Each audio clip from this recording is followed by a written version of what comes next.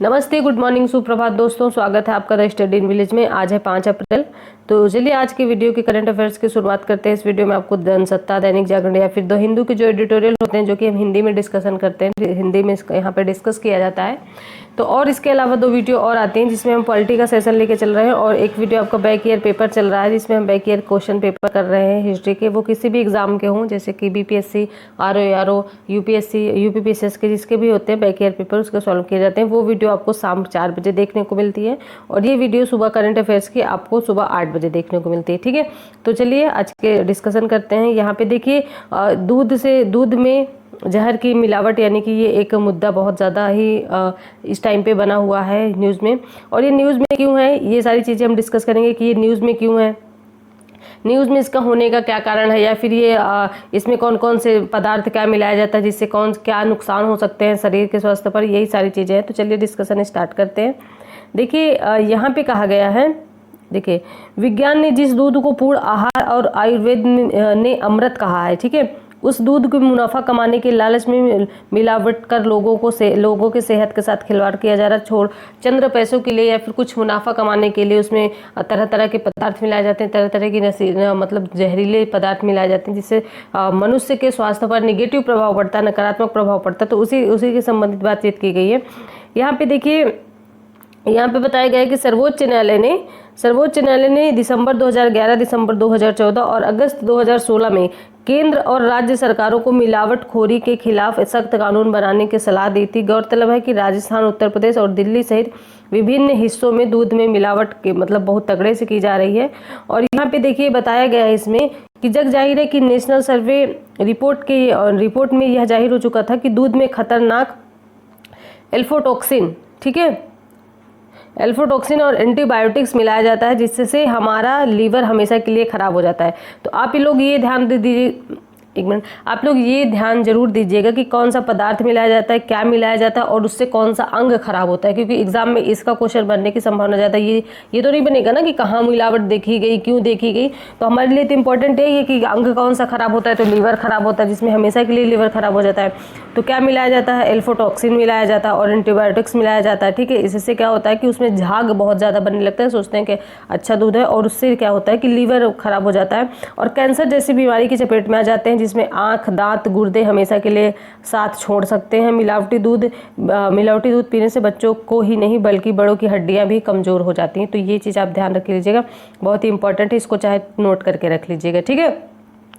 फिर उसके बाद ये कहा जा रहा है कि जो श्वेत क्रांति है, वो उसका मतलब जो भी कारवा चल रहा था वो लगा ठंडा होता नजर आ रहा है। श्वेत क्रांति यही है कि मतलब दूध को बढ़ावा दिया जाए और दूध में मिलावट कम की जाए, ठीक है, लेकिन वो ठंडा पड़ता नजर आ रहा है। यहाँ पे देखिए बताया गया है कि बीते दिनों में उत्तराखंड के दूध उत्पादक सहकारी संघ द्वारा उत्पादित दूध आंचल में मेलामाइन नामक जहरीले रसायन मिलाए गए थे, ठीक है। तो ये न्यूज़ में क्यों है, क्योंकि आंचल कोई मतलब एक दूध के, जैसे कि अमूल होता है, ऐसी दूध का एक कोई ब्रांड है, तो उसमें मेलामाइन नामक जहरीले रसायन को मिलाया गया था, जिससे ये तभी ये चीज़ें न्यूज़ में आई हैं। तो इसमें क्या होता है कि सारे, जैसे इसमें किडनी खराब हो जाती है, ठीक है, इस दूध को जो पीता है अगर मेलामाइन मिला होता है तो इसमें किडनी खराब हो जाती है हमेशा के लिए। तो ये सारी चीज़ें इसमें बताई गई कि बहुत ज़्यादा मिलावट इस टाइम पे हो रही है इस टाइम पे, और थोड़े से चंद्र पैसों के लिए लोग मतलब मिलावट कर रहे हैं और लोगों के स्वास्थ्य के साथ खिलवाड़ किया जा रहा है। अगर आप मतलब दूध जैसे कि लेते हैं तो कहीं से अच्छे से जांच परख के सारा चीज़ एकदम दूध लें, क्योंकि काफ़ी ज़्यादा इसमें नुकसान होता है। तो ये सारी चीज़ें शरीर के लिए आपके काफ़ी, मतलब आप तो ये सोचेंगे कि हम दूध पी रहे हैं तो अच्छी सेहत होगी, लेकिन आपके दूध में मिलावट होती है जो कि आपको पता भी नहीं चलता। तो इसलिए सब कुछ एकदम जिम्मेदारी से हर चीज़ें का काम करें। बहुत ज़्यादा इस टाइम पे मिलावट देखने को मिलती है, हालांकि शहरी एरिया में काफ़ी ज़्यादा मिलती है। गांव वाले एरिया में तो लोगों के पास अपने मवेशी वगैरह रहते हैं, तो वो दूध कम, वहाँ लोग मतलब कि डेयरी से दूध कम लेते हैं, ठीक है। तो इसमें यही सारी चीज़ें बताई गई हैं, लेकिन फिर भी देखिए इसमें क्या है कि उत्तराखंड के सरकारी दूध आंचल और दूध के बने उत्पादों में खतरनाक रसायन मेलामाइन मिलाने की चर्चा मीडिया में रही। जानकारों के मुताबिक यह रसायन किडनी को खराब कर सकता है, ठीक है, किडनी को खराब। अब ये भी याद रखिएगा कि मेलामाइन जो है वो कौन से अंग को प्रभावित करता है, तो वो किडनी को प्रभावित करता है। और जो हमने मतलब कि और डिस्कशन किया है उसको भी आप याद रख सकते हैं। देखिए यहाँ पे है, यहाँ पे है कि मतलब किडनी खराब हो सकती है, और यहाँ पे मूत्र नली में कैंसर पैदा हो सकता है, जिससे गौरतलब है कि मेलामाइन एक रसायन, कार्बनिक रसायन है जो कि प्लास्टिक बनाने के काम में आता है। सोचिए, मेलामाइन एक प्लास्टिक बनाने के काम में आता है और उसको दूध में मिलाया जा रहा है, तो इंसान को तो मतलब कि नुकसान पहुंचेगा ही ना। तो आप ये ध्यान रखिएगा। दूध में मेलामाइन मिले होने की पहचान यह है कि दूध में अगर उसको दूध के पैकेट को आप धूप में रख देंगे तो वो फूल जाएगा, बहुत एकदम फूल जाएगा दूध का पैकेट। तो इसमें ये पहचाना जा सकता है कि मेलामाइन इसमें मिला हुआ है। यूरिया के बने सिंथेटिक दूध की बिक्री भी देश के बड़े पैमाने पर होती है। पंजाब में दूध के दूसरे राज्यों की अपेक्षा 4 से 12 गुना DDTC पाया जाता है, जो कि भले ही चर्चा का मुद्दा ना हो, अन्य मुद्दे चर्चा के हो, लेकिन दूध में इस टाइम पे काफ़ी ज़्यादा मिलावट हो रही है। हमारे एग्जाम की दृष्टि से जो सारी चीज़ें प्री की दृष्टि से इंपॉर्टेंट थी हमने देख ली है, और आप इसको मतलब इनको सबको लिख के सहेज के रख सकते हैं, ताकि आप एग्ज़ाम टाइम पर इनका रिवीजन करें और फटाफट इनका आंसर दें। और मतलब कि ये देखिए, जो भी आपके एग्जाम की दृष्टि से महत्वपूर्ण था सारी चीज़ें बता दी गई हैं, लेकिन फिर भी अगर आपको कोई डाउट हो तो कमेंट बॉक्स में बताएं। देखिए, अब ये दूसरा आर्टिकल क्या है, जलवायु संकट पर सहभागिता जरूरी है। ये न्यूज़ में की हूँ। देखिए यहाँ पे है, शून्य कार्बन उत्सर्जन के लक्ष्य को प्राप्त करने के लिए अपना पृथक जलवायु परिवर्तन मिशन शुरू करने वाला, मतलब कि अलग से जलवायु परिवर्तन मिशन शुरू किया है। ऐसा राज्य कौन सा बन गया? पहला राज्य कौन है? तमिलनाडु। ठीक है, तो मतलब कि कार्बन को शून्य करने के लिए जो टारगेट रखा गया, तो उसने अपना एक अलग से राज्य के लिए, देश के लिए तो है ही, राज्य के लिए उसने अलग से रखा, जिसका नाम है जलवायु परिवर्तन मिशन। तो उसको शुरू करने वाला पहला देश कौन बन गया है? तो तमिलनाडु। ये याद रखिएगा, इंपॉर्टेंट न्यूज़ है। और ऐसा पहला राज्य मुख्यमंत्री MK स्टालिन ने यह दावा किया है कि तमिलनाडु राष्ट्रीय स्तर पर निर्धारित शून्य कार्बन उत्सर्जन लक्ष्य को हासिल करने से पहले ही यह लक्ष्य हासिल कर लेगा। उन्होंने यह दावा किया है कि जब तक ये जलवायु परिवर्तन में शून्य कार्बन उत्सर्जन का जो लक्ष्य है वो देश नहीं हासिल कर पाएगा, और तमिलनाडु पहले हासिल कर लेगा। वहाँ के मुख्यमंत्री ने ऐसा दावा किया है। तो राज्य सरकार इस मिशन के तहत कुछ 13 लक्ष्यों को निर्धारित किया है, और इसमें देखिए बताया गया है कि G20 सम्मेलन में भी नेताओं ने जलवायु संकट से निपटने के लिए वैश्विक प्रयासों के आगे बढ़ाने की निर्णय लिया है, और भारत ने वर्ष 2070 तक शून्य कार्बन उत्सर्जन हासिल करने का लक्ष्य रखा है। ठीक है, तो टारगेट इसका क्या है? शून्य कार्बन उत्सर्जन कितने तक टारगेट है? 2070 तक। किसने रखा? भारत सरकार ने। और ऐसा कौन सा राज्य बन गया जिसने अपना पृथक, ऐसा पूछा जा सकता है ना कि कौन सा ऐसा राज्य है जिसने अपना एक पृथक जलवायु परिवर्तन मिशन खोला है? तो तमिलनाडु है, याद रखिएगा। ठीक है, और यहाँ के मुख्यमंत्री देखिए, यहाँ के MK स्टालिन। राज्यपाल आप बताइएगा। ठीक है, राज्यपाल आप बताइएगा अब क्या है, कौन से हैं। तो फिर यहाँ पे देखिए बताया गया है कि तमिलनाडु एक ऐसा राज्य है जहाँ दक्षिण पश्चिम मानसून, देखिए जैसे कि यहाँ से ये आपका हो गया पूरब, ये हो गया पश्चिम, ये हो गया दक्षिण, और ये हो गया उत्तर। ठीक है, तो यहाँ से जब मतलब हमारे यहाँ मानसून आता है, दक्षिण पश्चिम मानसून जब आता है, तो क्योंकि यहाँ पे आपका तमिलनाडु रहता है, तो यहाँ ये आ नहीं पाता है, मतलब कि ये इसको सीधा सीधा कट करके निकल जाता है, तो यहाँ पे सूखा मिलता है। ठीक है, सूखा बहुत ज़्यादा बड़ी मात्रा में होता है।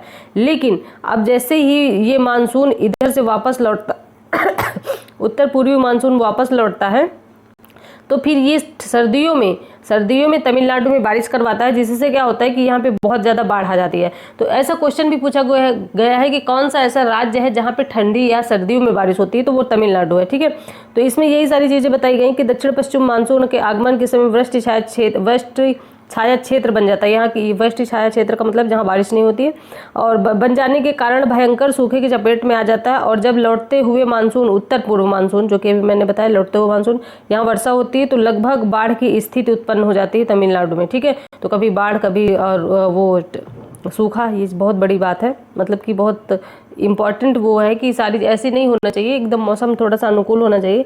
परिवर्तन, बढ़ती आबादी और भूजल के बेलगाम दोहन के कारण चेन्नई को जल संकट के सबसे खराब दौर से गुजरना पड़ रहा है। तटीय प्रदेश होने के कारण चक्रवात से तमिलनाडु में हर साल तबाही आ रही। देखिए, तटीय क्षेत्र भी है, तो वहाँ पे चक्रवात भी बहुत ज़्यादा बड़ी मात्रा में आ रहे हैं, जिसके उनको काफ़ी ज़्यादा मार झेलनी पड़ रही है उसकी, जलवायु परिवर्तन की। उसके बाद तमिलनाडु में हर साल तबाही होती है। National centre for coastal research में ताज़ा रिपोर्ट बताती है कि तमिलनाडु में तट पर लगभग 43% हिस्सा कट गया है, यानी कि इसका मतलब कि 43% हिस्सा कटाव का सामना कर रहा है। ठीक है, इसका बहरहाल तमिलनाडु सरकार का यह कदम राज्यवासियों के भविष्य को सुरक्षित करने के लिए बहुत अच्छा कदम है, ऐसा बताया जा रहा है।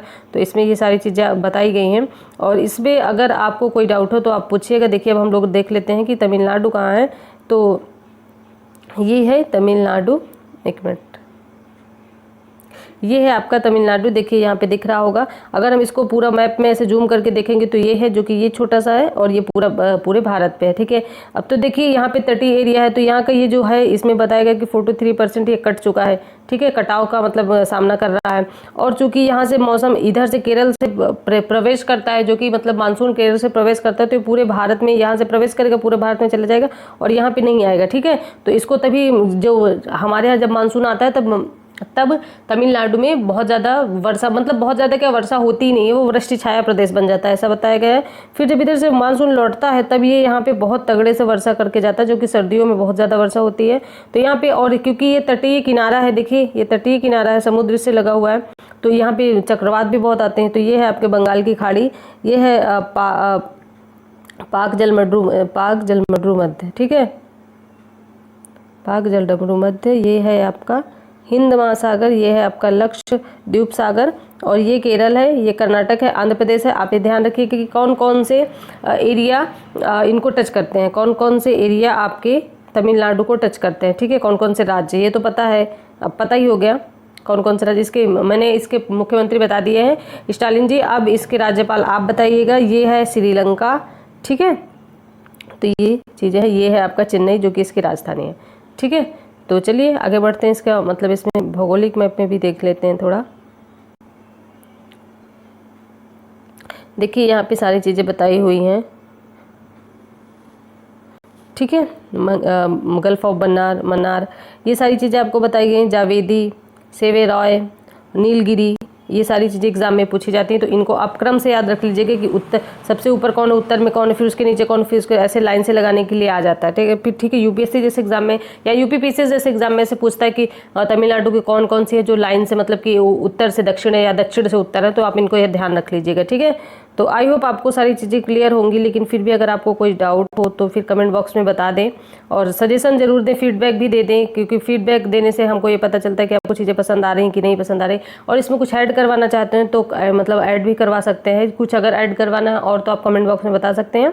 और अगर और मतलब कि आप सारे, अगर वीडियो आपको पसंद आ रही है तो अपने दोस्तों के साथ भी इस वीडियो को शेयर करें, अगर आपको थोड़ा सा फायदा हो रहा है तो उनको भी मिलेगा। ये है आज का कल्प मेधा। इसमें कहा है चालबाज और धूर्त को सबसे अधिक बेचैनी उस समय होती है जब उसका पाला किसी सच्चे आदमी से पड़ता है, कोल्टन ने ऐसा कहा है, ठीक है। तो चलिए ठीक है, अपनी स्टडी कंटिन्यू करिए और मिलते हैं नेक्स्ट वीडियो में। अपनी स्टडी कंटिन्यू करिए, अपने हेल्थ और अपने परिवार का ध्यान रखिए। मिलते हैं नेक्स्ट वीडियो में, धन्यवाद।